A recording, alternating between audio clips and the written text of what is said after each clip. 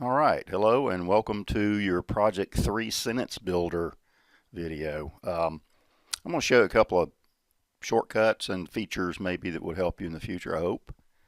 Now, I've already built the form and set the properties. Remember that you always change the default names of these objects. Do not leave them as Form 1 or Button 1 or any of that. You've got to get in that habit. And I've already talked to you about, I've got a little list in the student resources that shows you some common naming schemes. It's a naming convention that's commonly used. The book has one too.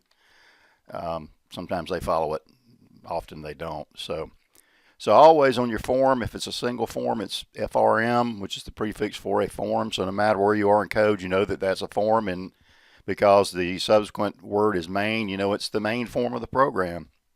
Always set it to center screen unless there's a reason not to, and there isn't in here. And of course the text is in the caption bar, and that is of type string always. And that's what we're going to be using a lot in this little program. This is a very easy program. It's just you got to get a lot of controls on there. So let's go ahead and get started. I'm only going to do maybe 2 rows of this. Once you get one button down as far as the code goes, it's very simple. Okay. Do they have a clear? But they do. Okay. So let's go ahead and, when you first pull this up, you're probably going to see this. I just go to all controls. You can go to common controls if you want. I just like to see everything. So here's a button. Drag and drop it. First thing you do is change the name. And I'm not going to use button 1, button 2 because I don't like that, and it's not professional to do it that way. So BTN is the prefix, and I'm going to use the character that's going to go in the caption of the button, button A. And we'll use button lowercase a in a little bit. So I know it's kind of weird, but that's okay. All right, so let's make it the right size. Go down here and change the text to A. Now you need to do all this before you make click events, because if you make click events and then change the name of the object, you're going to have to go to the code behind or maybe the properties window over here and fix some problems you're going to have, and you don't want to do that. So always get in the habit of doing these names first before you do anything else, and that way you'll have it. All right. So now I'm just going to copy and paste this one a couple of times. Whoops, what happened there? Copy, paste. There we go. I'll have to change the name and the caption, but I haven't made any events yet. Let's see what they got here. They got 1, 2, 3, 4, 5, 6. 2, 3, 4. Excuse me. 5, 6. I'm going to try to line these. It doesn't look like I have them lined up very well. I guess I do. It's these progressive lenses in my new glasses. It makes everything look like it's slanted unless you get in just the right spot. So there are 6 of those, and I'm going to go ahead and keep copying and pasting to get the second row. And these things, the sizes of these buttons is going to change basically according to the text property, which remember is of type string. That's important. Now these things are all spaced out weird. This one is let's go ahead and do. I'm just I'm just going to do the first 2 rows. There's no sense in going through it because once you get one button, you pretty much have it. All right, so this one we'll call button lowercase a. And I think I'll put an underscore in there. Probably should have done that with the other one too. In fact, I think I'll go rename it so I don't have anything attached to it. Whoops, that's incorrect. It's lowercase a. Why did I do that? I keep doing that. My goodness, it's early. No coffee yet. That's the problem. Okay, and I'm just going to change this one to, since I don't have any events associated with it, I don't have to worry about it. I can go in and change the name. Property's invalid. Why is it invalid? Property not valid. Okay, I'll leave it like that. Why would it accept it over here, not over here? Maybe it won't let you use upper and lowercase like that. Never seen that one before. This one is BTN underscore AN. And these are words, obviously. Surely you know that. I mean, I don't need to tell you all that probably. This one is BTN. I'm going to go back and get the caption later. Underscore lowercase a. And want you to do it to me again. Yep, it won't let you. How about that? That's amazing. You learn something every time you mess with this stuff. Once you get a name, even if the casing is different, apparently it won't let you use the same name even if the casing is different, which one would think that would be a different name, but apparently not. All right, THE. It's okay with it until you reuse it. If I did lowercase THE, which I'm about to do, it will complain about that. So BTN THE. Weird. Those aren't good names. All right, so let's go back in for the first row and do the actual, okay, text. This one's going to be a lowercase. Surely it doesn't care about that. That's just text. Doesn't have to be unique. Wait just a minute. That one's already done. Okay, this one is AN. Is that right? I'm having to look at the book, y'all. So, and the next one is lowercase AN.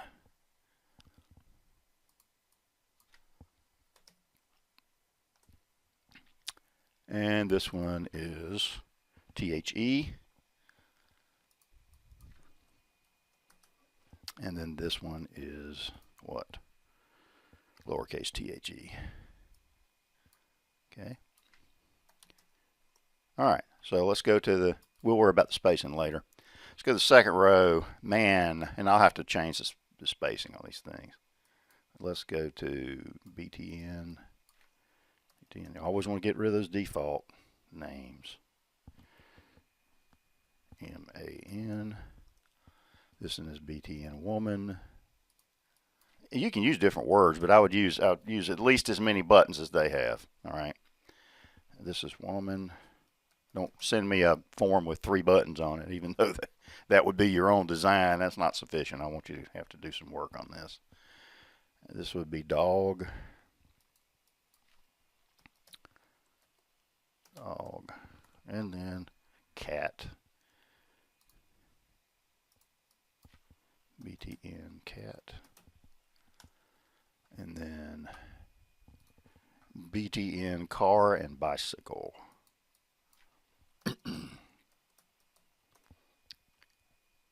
BTN bicycle. Once we get this laborious stuff out of the way, we'll be okay. Let's see. BIC.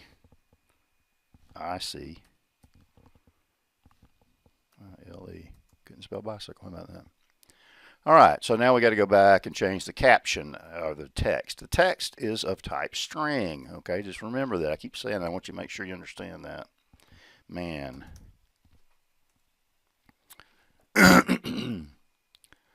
Woman. See, there's not enough room for that one to display, so I have to go back. And they've done that too. Dog. And cat, car, bicycle.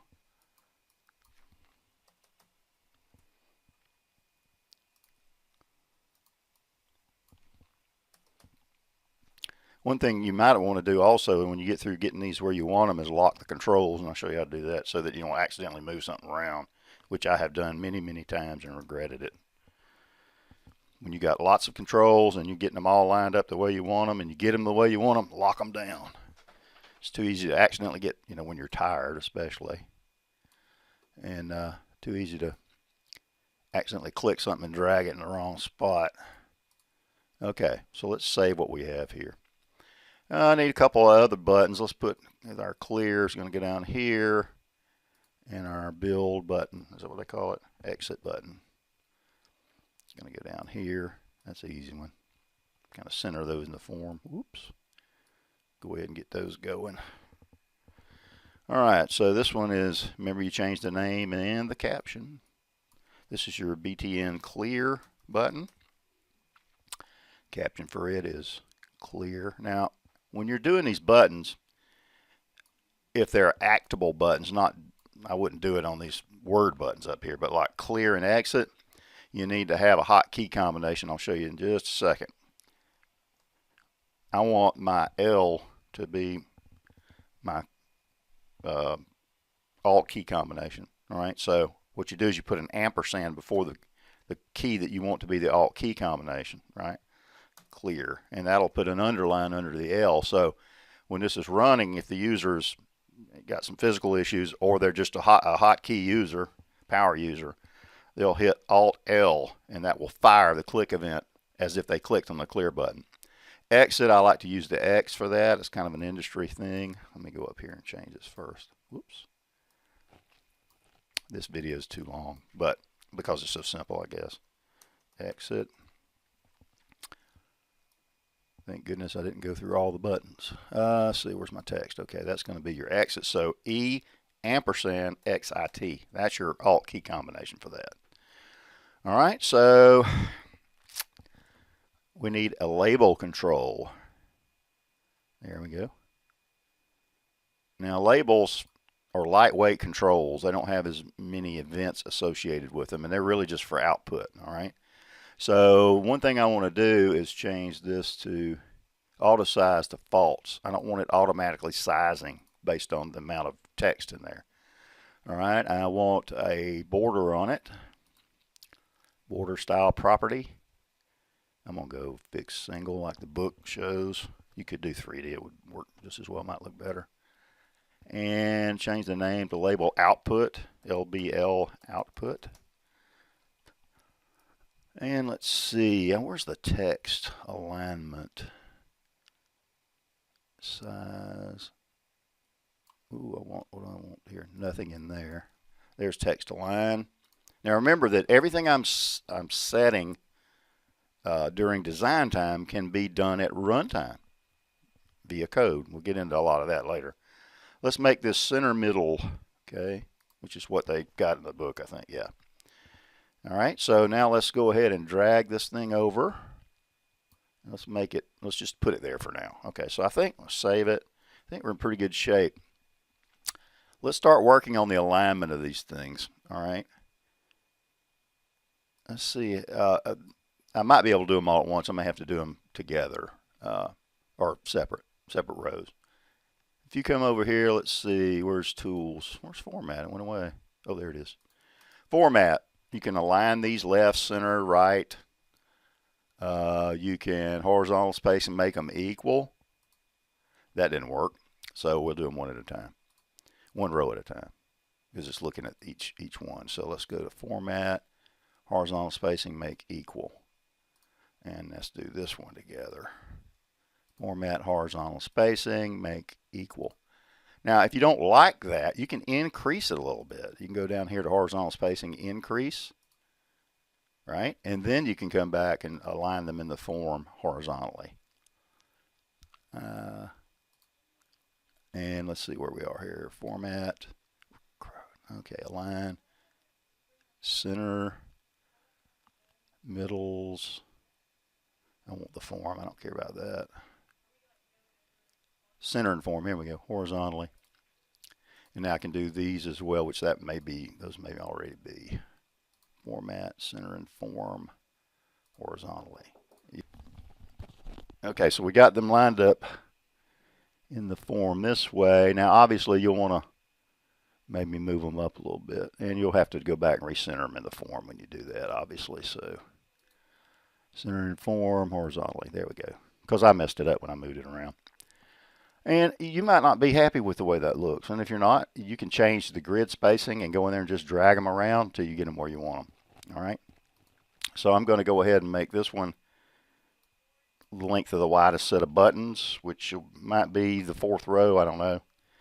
So you've got to put a few more rows in here. So what I'm going to do is just move this down. You can do this after you get all the buttons on there if you want to. Okay. What have I got here? There we go. All right, so let's save it. All right, now what we need is to, well, let's go ahead and lock these down. Let's lock everything down. Format, lock controls. All right, see that? Can't move them. Little lock on there. It's pretty cool. And you can unlock. You can toggle it on and off if you want to move something around. All right, so I'm going to go ahead and double click on A, because when you double click on any object, what it does is it creates an event handler, the default event handler for that object. A is, or this button is going to be click event. All buttons are click event. All right. So let's go ahead and double click on it. You can also come over here, find the button in the list, which is not showing up for some reason. I don't know why. You can type it in as well if you want to. I've got it selected. It should be coming out, but you could type BTN A, and it would make a click event for that. I don't use those unless I wanted something other than the default event. Notice there are tons of events here for these buttons. There aren't as many for a label because it's just a lighter weight. It's just mainly for output. You can resize it and do some things. But let's go ahead and double click this, and there is my event handler. See button A click? So when the user clicks on that button, it fires this event handler, and any code you put in here will execute, and then it will stop. Okay. So what I want to do is I want to add an A into the label. Currently there's nothing in the label, but it doesn't matter. Okay. So my label and the IntelliSense will pop up and give me the name, and I just hit tab. Plus equals, I forgot something, the text property. We got to put it in the text property. Okay. Equals A. Now what we could do is we could use the text property off of the buttons. The only problem is there's one that won't work, and that's the space. Okay. So I could just say label output.text plus equals button A.text, and that would grab the A out of the text property and do the same thing. Now what does this mean? Plus equals is a shortcut, and there's minus equals and divide equals, but it also works as an overloaded operator because it is of type text, so it will concatenate. This equates to the following. It's a shortcut, that's all it is. It equates to what I'm about to show you. Equals label text plus A. Now, like I said, the plus equals is just a concatenation. So what you're saying is grab what's in the label text property, which in this case, the first time you click on it is nothing. There's nothing in there. And concatenate it with this A, which is what this button is, right? Why did it do that? Anyway, it's strange. I must have mistyped that. It should be lowercase. So that's what that is. That's just a little trick that we use. You'll get used to all that. All right. So now save it. Now let's go back to form design view, and we'll double click on this one, create another event. And I'm going to change this.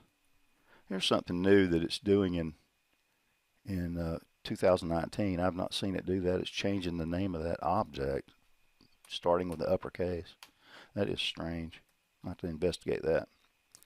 There's A. Okay, so we're just going to keep doing this. This one is AN. So it doesn't matter what's in there. It's going to grab whatever's in there, and it's going to put this in here. It's going to concatenate it. So if I clicked A, and A, I'd wind up with uppercase A, lowercase a, uppercase A, lowercase n with no spaces because I hadn't clicked the space button, right? Okay, I've got this. This is what? AN, lowercase an.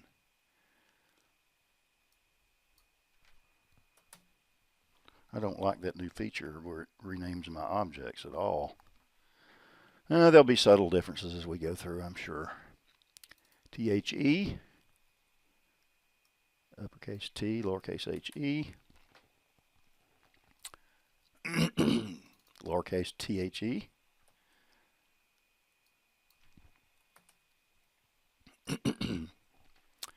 All right, let's go ahead and go back and do this one. I think you get the picture here. I may zoom through this. Woman.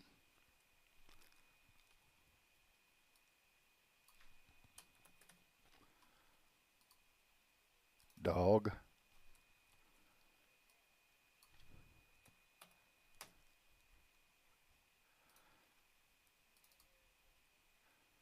Cat.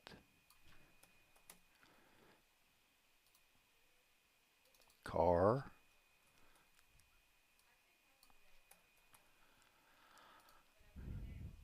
Bicycle. Or bicycle. All right. There's all that. Okay, so we got all our buttons now. I actually need to do a couple more. I need to do a space in there just so I won't have all my stuff running together. So let me do one more here. I'll have to probably unlock all this. I'll just put it right there. Debug. Format. There we go. I'll put space and change the name of that one. Go back here. Why is it still? I don't want that. I want this. There we go. Okay, so it's going to be button, btn, space. And the text is going to be space. Yeah, that's what they did. Okay. All right, so let me go into this one, grab something here, go back. Let me lock these back up here real quick. Lock controls. There we go. Did it do it? Yeah. Okay, so this one will just be a space. Oh, I almost said a dirty word. I'm sorry. Trying not to do that. All right. So you can just put a space in there like that. All right. Space is a character.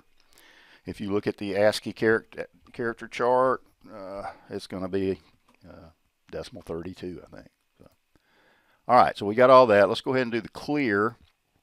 To clear it, I'm just going to set it to an empty string. That'll get it. That'll wipe it out. Because what I'm doing is, in fact, I'll take the space out. I don't need the space. Just wipe it out. That's the same thing as an empty string. So you're setting the string or the text property, which is of type string, to an empty string, which essentially wipes everything out in there. So the display would be gone. And now let's do exit. This pointer points to the current instance of a given form. And that's what that, in VB it's me dot something, and in C# it's this dot something. So see, this dot close is what I want. See, IntelliSense helps you out if you can't remember what it is. And every line obviously ends with a semicolon, as you already know. Okay, let's see if this thing's going to work. Save it and run it. There it is in the center of the screen. A space. See, I have to put space in there. Man, space, car. I don't have enough words on there to make anything make sense. Okay, that's it. Now clear. See how I put the space in? The user has to do that. Otherwise, they're all run together. Clear and exit. Ah, it works. Cool. I hope this is helpful to you. I showed you a couple of extra little things, but I always try to do that. Remember to make sure you work through the code in the textbook chapters and watch my chapter lecture video, and then you watch the project video. Okay? Enjoy.